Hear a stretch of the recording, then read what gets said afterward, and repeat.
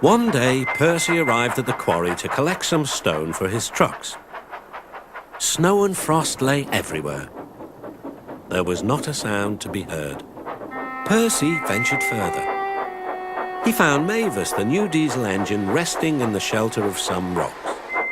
"Cheer up, Mavis," he whistled. Mavis was still remembering the trouble she'd had with trucks.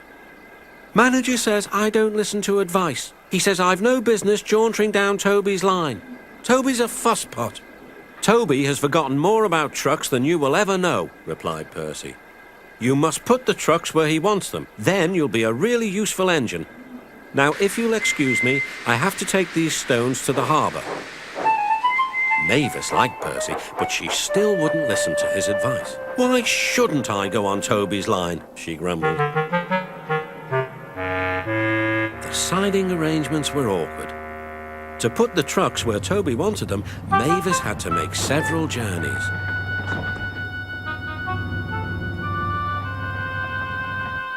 She started making a plan. "If we use the teeniest bit of Toby's line," she said to her driver, "we would save all this bother." Her driver, suspecting nothing, allowed them to go as far as the first level crossing. A few days later, the weather changed. As the snow melted, the quarry grew busy again. Some trains were so long that before leaving the trucks for Toby, Mavis had to go beyond the level crossing with them. Now for her plan. She would go further down the line without it seeming her fault. "Can you keep a secret?" she asked the trucks. "Yes, yes, yes," they chattered. "Will you bump me at the level crossing and tell no one I asked you?" The trucks promised. But whilst Mavis was away, Toby arrived. He decided to shunt the trucks himself. The trucks decided to bump him anyway. They reached the level crossing and Toby's brakes came on. This was the signal for the trucks. "On, on, on," they yelled, giving him a fearful bump. Toby was away with the trucks screaming and yelling behind him. No one realized that melted snow had turned a stream ahead into a torrent and the bridge above it was about to collapse.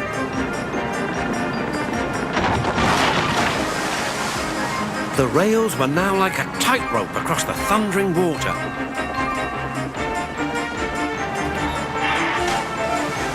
"Stop, stop," cried Toby.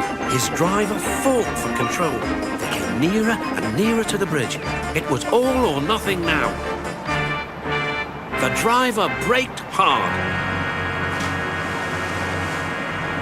Toby stopped, still on the rails but with his wheels treading the tightrope over the abyss.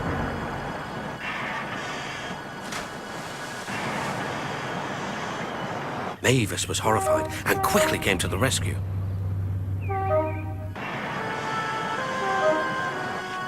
Workmen anchored Toby with ropes while she pulled the trucks away. Then she helped Toby to safety.